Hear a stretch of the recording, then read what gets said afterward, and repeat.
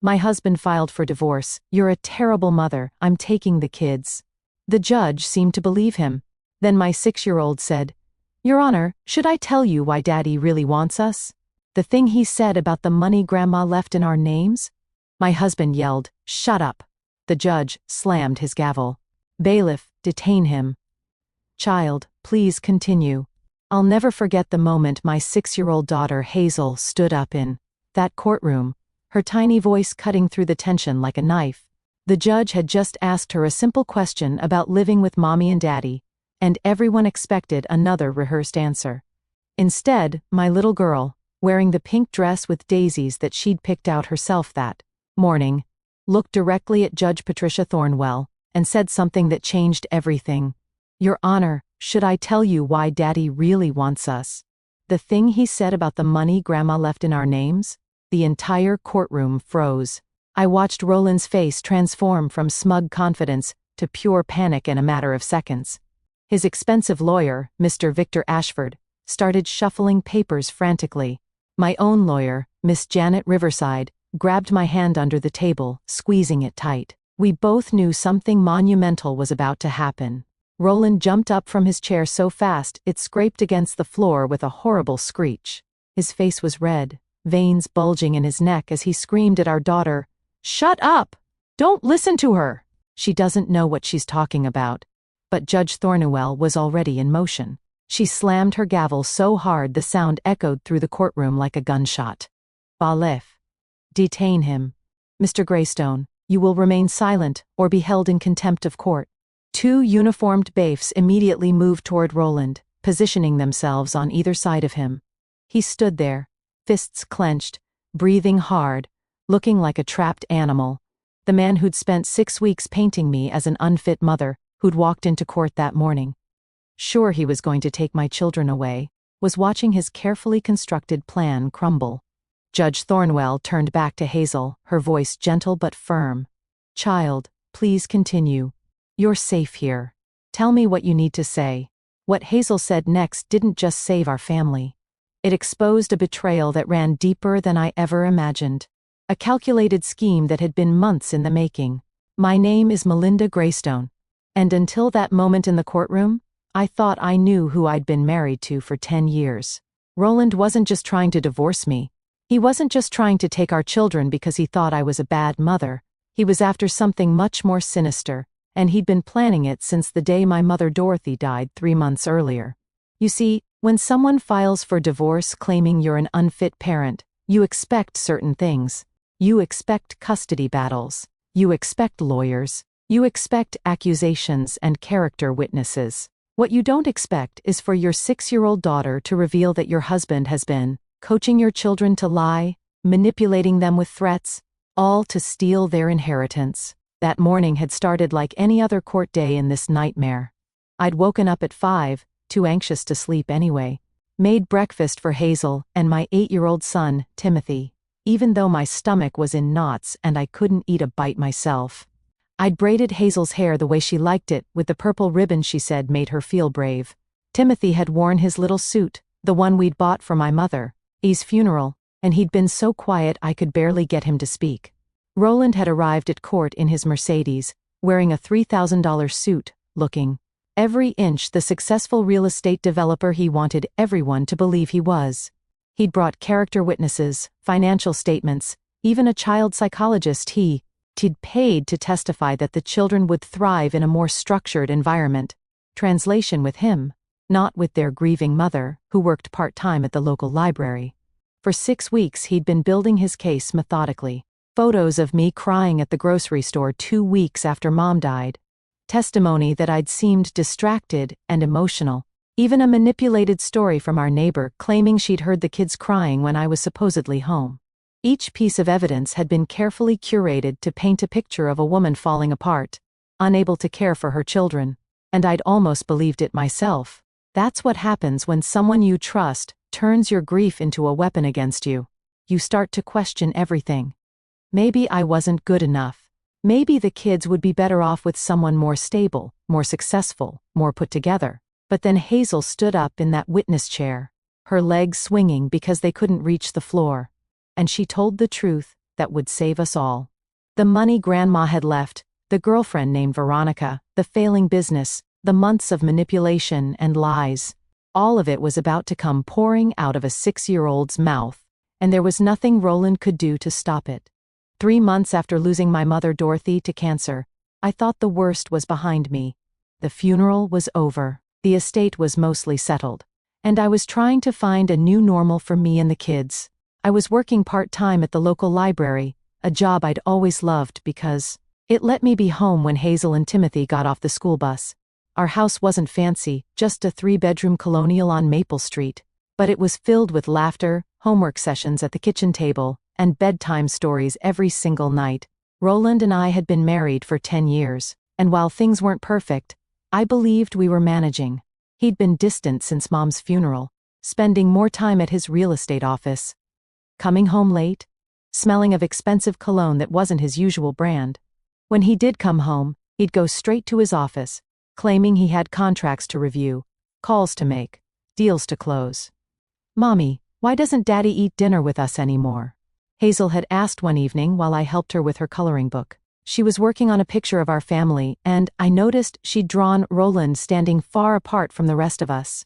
"Daddy's working hard to take care of us," I'd told her, though the words felt hollow even as I said them. "His job is very busy right now." The truth was, I didn't know why everything felt so different. Roland had always been ambitious, but lately he'd developed an edge of cruelty I'd never seen before. It started with small comments about my appearance. "You've really let yourself go since Dorothy got sick," he'd said one morning, looking at me over his coffee cup. "Maybe you should spend less time moping and more time at the gym." Then came the criticism about my parenting. "You're turning the kids soft," he'd say when I'd hug them after they scraped their knees. "Dorothy babied you, and look where that got you. Working part-time in a library like some college student instead of having real ambition, that stung more than I wanted to admit." Yes, I worked at the library, but I loved my job. I helped kids discover books that made them love reading. I organized senior computer classes. I ran the summer reading program that Hazel and Timothy adored. To Roland, none of that mattered, because it didn't come with a 6-figure salary. The morning he served me divorce papers, I was making pancakes shaped like dinosaurs. Timmy's favorite Saturday morning tradition. The kids were still in their pajamas, giggling about something they'd seen on TV. I had batter on my hands and flour in my hair when Roland walked in wearing his best suit, the charcoal one he saved for important meetings. He placed a manila envelope on the counter right next to the plate where I was stacking pancakes. "I'm filing for divorce, Melinda." Just like that. No warning, no conversation, no marriage counseling.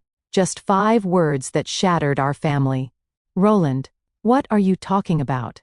I managed to whisper, glancing at the kids to make sure they weren't listening. "Can we discuss this privately?" "There's nothing to discuss," he said, his voice cold and businesslike, as if he was closing a real estate deal. "I'm taking the kids. You're an unfit mother, and I have the evidence to prove it. My lawyer will be in touch." He turned to leave, then stopped at the doorway. "Oh, and Melinda, don't try to fight this. You work 20 hours a week. You've been a mess since your mother died. And I have documentation of everything. Every time you've cried in front of the children. Every pizza dinner, because you were too tired to cook. Every moment you've chosen wallowing in grief over being a proper parent. Roland, please." I started, but he was already gone, leaving me standing there with a spatula in my hand and dinosaur pancakes burning on the griddle. Timothy looked up from his cartoon. "Why was Daddy so mad?" "He wasn't mad, sweetheart," I lied, forcing a smile. "Just stressed about work." But inside, I was reeling. Documentation, evidence. How long had he been planning this? I thought about all those late nights at the office, the new cologne, the criticism that had become increasingly harsh. Had he been building a case against me while I was nursing my dying mother, while I was planning her funeral? While I was trying to help our children understand why Grandma wouldn't be coming to visit anymore. That night, after the kids were asleep, I sat at the kitchen table and read through the divorce papers. Roland wasn't just asking for a divorce. He was seeking full custody, claiming I was emotionally unstable, financially irresponsible, and neglectful. The man who'd stood next to me at our wedding, who'd promised to love me in sickness and, in health, was now trying to take away the only thing that mattered to me, our children. The custody hearing was scheduled for 6 weeks later, and Roland came prepared for war. He'd hired Victor Ashford, known throughout the county as the lawyer, who'd never lost a custody case. The man walked into court that morning like he owned the place, carrying a leather briefcase that probably cost more than I made in a month. Roland sat beside him, confident and composed, wearing a new Rolex I'd never seen before. My lawyer, Miss Janet Riverside, was competent, but clearly outmatched. She was a solo practitioner I'd found through legal aid, and while she believed in my case, she didn't have the resources Roland's team had. They'd hired private investigators, expert witnesses, and even a child psychologist, who'd never actually met my children but was prepared to testify about their needs. Mr. Ashford stood up to present Roland's case, his voice smooth and authoritative. Your Honor, will demonstrate that Mrs. Greystone, while perhaps well-intentioned, is simply unable to provide the stable, structured environment these children need. Mr. Greystone is a successful businessman who can provide stability, private education, and opportunities these children deserve. Mrs. Greystone works 20 hours a week and has been emotionally compromised since her mother's death. Then came the evidence, each piece more damaging than the last. First, they showed photos of me crying at the grocery store 2 weeks after Mom died. The image was grainy, clearly taken from a distance, but you could see my red eyes, the tissues in my hand. This was in public, Your Honor, Ashford said, in front of her children. Imagine what happens at home. Next came testimony from Roland's business partner, Dennis Crawford. I've seen Melinda at company events, he said from the witness stand. She seemed distracted, disconnected. At the last Christmas party, she spent most of the evening sitting alone while Roland worked. The children seemed to gravitate toward their father. What Dennis didn't mention was that the Christmas party was 3 days after Mom's diagnosis, that I'd begged Roland not to make us go, that I'd sat alone because Roland had specifically told me I was embarrassing him with my sadness. They even brought in our neighbor, Mrs. Patricia Hoffman, who claimed she'd heard the kids crying one afternoon when I was supposedly home.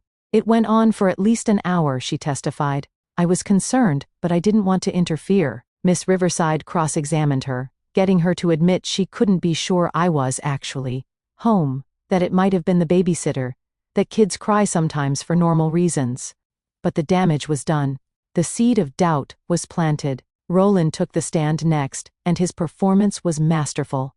He spoke softly, seemingly reluctant to say anything negative about me. I loved Melinda, he said, looking right at me with fake sadness in his eyes. I still do, but since Dorothy's death she's changed. She spends hours looking at old photos, she cries constantly. The children have told me they're scared when Mommy gets sad. Can you provide specific examples? Ashford prompted. Last month, Hazel asked her mother to help with a school project about families. Melinda broke down sobbing because it reminded her of Dorothy. Hazel ended up doing the project alone.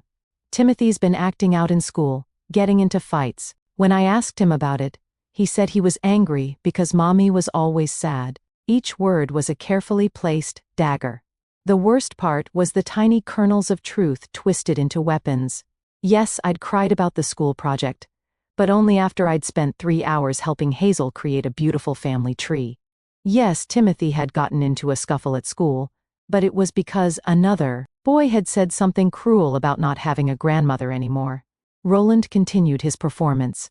I just want what's best for Hazel and Timothy. They need structure, discipline, and a parent who can focus on their needs, not someone lost in grief. I've already enrolled them in Detain Academy for next year. I've set up college funds. I've arranged for tutoring, music lessons, everything they need to succeed. Detain Academy, the elite private school that cost $40,000 a year per child. Where was this money coming from? Roland's real estate business had been struggling for the past 2 years. He'd complained about it constantly, said we needed to tighten our belts, which was why I hadn't pushed for more hours at the library. Judge Thornwell was taking notes, occasionally looking at me with what felt like pity mixed with disappointment. Mrs. Greystone, she said during a recess, I understand you've suffered a loss, but these children need stability. The evidence suggests they might benefit from their father's more stable environment. My world was crumbling. Every bedtime story I'd read, Every scraped knee I'd kissed, every nightmare I'd chased, away seemed to count for nothing against Roland's polished presentation and deep pockets. How could this be happening? How could lying be rewarded while love was dismissed as weakness? The judge had asked to speak with the children in her chambers, but Roland had insisted it happen in open court. Transparency, Your Honor. The children have nothing to hide. His confidence made me sick. The way he leaned back in his chair, so assured of victory, reminded me of the day he'd closed his first big real estate deal. That same smile, that same arrogance. Judge Thornwell agreed to question the children in open court, but insisted on a gentle approach. I want them to feel comfortable, she said, having the bailiff bring in smaller chairs and placing them closer to her bench rather than in the witness box. This isn't an interrogation, it's a conversation. Timmy went first, climbing into the chair with his shoulders hunched. My brave little boy looked so small in his funeral suit. He kept glancing at Roland, then at me, then down at his hands. The judge smiled at him warmly. Timothy, there's no wrong answer here. I just want to know how things are at home. Can you tell me about living with your mom and dad? Timmy's voice came out in barely a whisper. Dad says Mom needs help. He says we should live with him so Mom can get better. My heart shattered into 1,000 pieces. My own son coached to betray me. I wanted to scream that it wasn't true, that Roland had fed him these lines, but Miss Riverside's hand on my arm kept me silent. What do you think, Timothy? Judge Thornwell asked gently. Not what Dad says. What do you think? Timmy squirmed in his seat. I don't know. Sometimes Mom cries. Dad says that's bad. Thank you, Timothy. You did great. The judge nodded to the bailiff who helped Timmy down. He walked past me without making eye contact, and I felt my composure starting to crack. Roland reached out to pat Timmy's shoulder as he passed. The picture of a concerned father. Then it was Hazel's turn. She climbed up onto the witness chair, her legs dangling, not quite reaching the floor. She'd insisted on wearing her pink dress with daisies that morning. The one she said made her feel brave. Her purple hair ribbon, the one she'd worn to my mother's funeral, caught the light as she turned to face the judge. Judge Thornwell smiled kindly at her.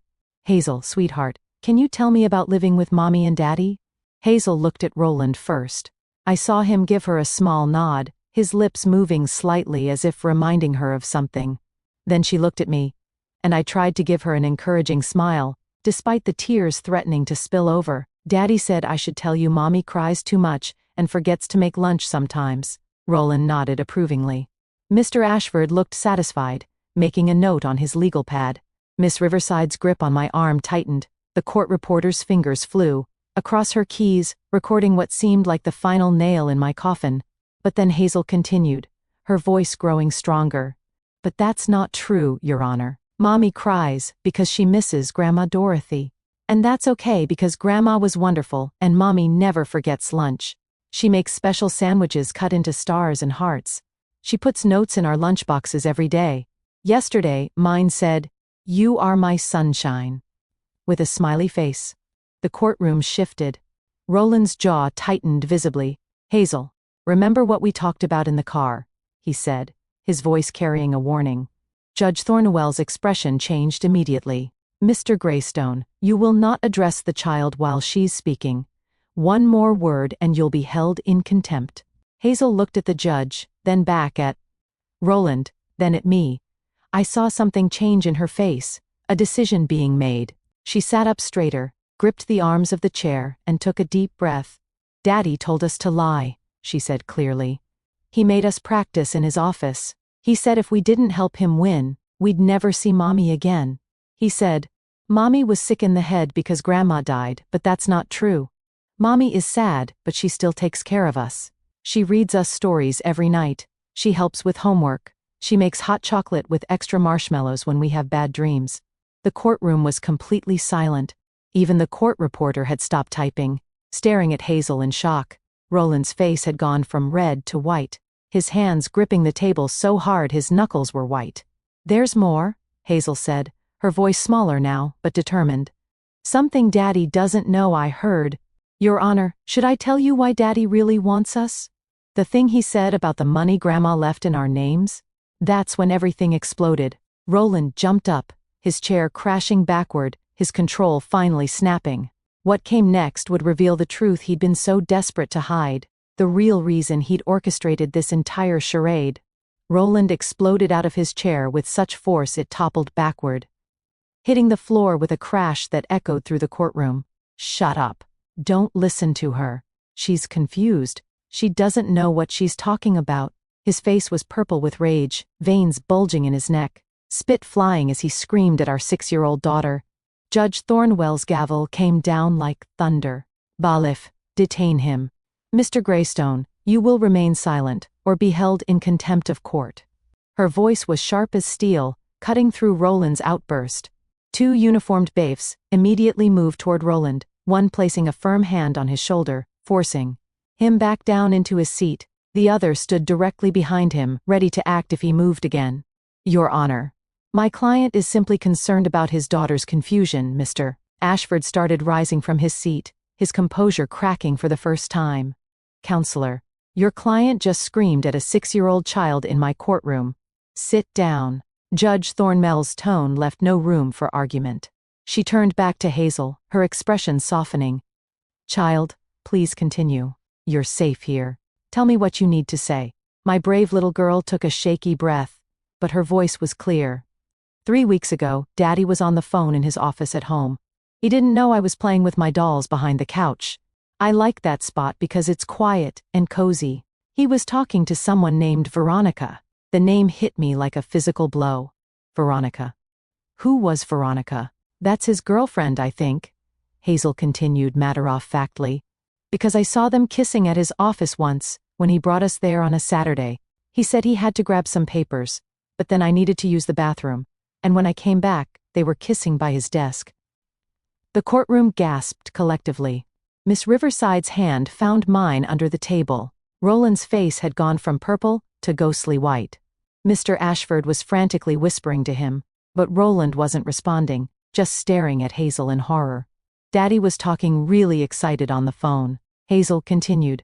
"He told Veronica that Grandma Dorothy left money for me and Timmy, a lot of money. He said it was in something called a trust fund, and that if he got custody, he could control it until we turned 18.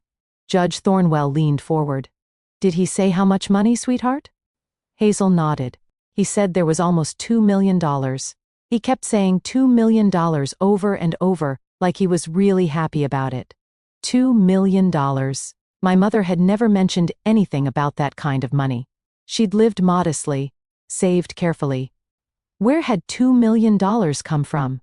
He told Veronica his business was in trouble," Hazel continued, each word another nail in Roland's coffin. "He said he owed a lot of money to some bad people, and the banks wouldn't give him any more loans. He said, 'Once I get the kids, we can use their money to save the company and buy that beach house in Florida you wanted.'" Timmy suddenly stood up from his seat in the gallery. I heard it too. His voice cracked with emotion. "I didn't want to say anything, because Dad said he'd send Mom away if we didn't help him. But I heard him talking about the money, too. He was in his car on speakerphone and I was in the back seat. He forgot I was there." "Timothy, please sit in the witness chair," Judge Thornwell instructed. Timmy practically ran to the chair, eager now to tell the truth. "Dad's been lying about everything," Timmy said, the words pouring out of him. "He made us practice what to say about Mom. He said she was crazy, but she's not. She's sad about Grandma, but she still takes care of us. She helps with homework every night. She makes dinner, real dinner, not just pizza. Dad's the one who's never home. And when he is home, he just yells at us to be quiet so he can make phone calls." "There's more," Hazel said, her small voice cutting through the courtroom again. "Daddy told Veronica that Mommy was stupid and would never figure it out. He said judges always believe fathers who wear nice suits and have good jobs. He laughed about it, Your Honor. He laughed about taking us away from Mommy. He said once he had the money, he could divorce Mommy and throw her out like trash. Those were his exact words. Throw her out like trash." Judge Thornwell turned to Roland with fire in her eyes. "Mr. Greystone, is there a trust fund established by Dorothy Detain for these children?" Roland's lawyer scrambled through his papers, his composure completely shattered. "Your Honor, we weren't aware of any trust fund. This is the first we're hearing of this. I asked Mr. Greystone, counselor, not you." Roland's voice was barely a whisper, all his arrogance gone. "Yes, And you concealed this from the court? You attempted to gain custody to access funds meant for your children's future. You coached these children to lie about their mother. You've been having an affair while painting your wife as an unfit parent. The silence in the courtroom was deafening as everyone waited for Roland's response. Judge Thornwell's ruling was swift and decisive. She didn't even retire to her chambers to deliberate. Mr. Greystone, I've seen many custody cases in my 20 years on the bench, but rarely have I witnessed such calculated manipulation of both the court system and innocent children. You've committed perjury, concealed assets, coached minor children to lie, under oath, and attempted to defraud them of their rightful inheritance. She turned to Miss Riverside. Counselor, I'm granting your client immediate full custody with sole legal and physical rights. Mr. Greystone will have supervised visitation only, pending a full investigation by Child Protective Services and the District Attorney's Office for fraud, coercion of minors, and perjury. Your Honor, Mr. Ashford stood up, his designer suit somehow looking less impressive now. My client wishes to appeal. Your client is fortunate he's not leaving here in handcuffs, Judge Thornwell replied sharply. The trust fund established by Dorothy Detain will remain protected for the children's education and future with Mrs. Greystone as the sole trustee. Mr. Greystone, you will pay child support of $3,000 per month, and you reordered to stay away from the family home except during court-approved visitation. As we walked out of the courthouse, Hazel held my right hand, and Timmy held my left. The October sun felt warm on our faces, like my mother's embrace from heaven. Mommy, I'm sorry Daddy was mean to you, Hazel said, looking up at me with those big brown eyes. I knelt down right there on the courthouse steps and hugged both my children tight. You were so brave, sweetheart, both of you. Grandma Dorothy would be so proud. You told the truth when it was hard, when you were scared. That takes real courage. She told me to tell the truth, Hazel said quietly, playing with the purple ribbon in her hair. In my dream last night, Grandma said to be brave and protect you like you protect us. She said the truth always wins, even when liars wear fancy suits. Whether it was really my mother's spirit or just a brave little girl's conscience, I'll never know, but that moment taught me something profound that I'll carry forever. Sometimes the smallest voices speak the loudest truths. Sometimes children see through facades that fool adults. Roland had everything on his side: the expensive lawyers, the manufactured evidence, the carefully constructed lies, the practiced testimony. But he didn't count on one thing: a 6-year-old girl who loved her mother more than she feared her father. 3 months later, the full truth came out during the investigation. Roland's real estate company was $800,000 in debt. He'd been taking out loans he couldn't repay, making risky investments that failed, living far beyond his means to maintain an image of success. The Mercedes, the Rolex, the expensive suits, all of it was bought on credit he couldn't afford. His girlfriend, Veronica, who turned out to be his secretary, left him the same week his company filed for bankruptcy. The trust fund my mother had established was even more than Hazel had heard. My father had died when I was young, and his life insurance, combined with Mom's lifetime of careful saving and smart investments, totaled $2.3 million.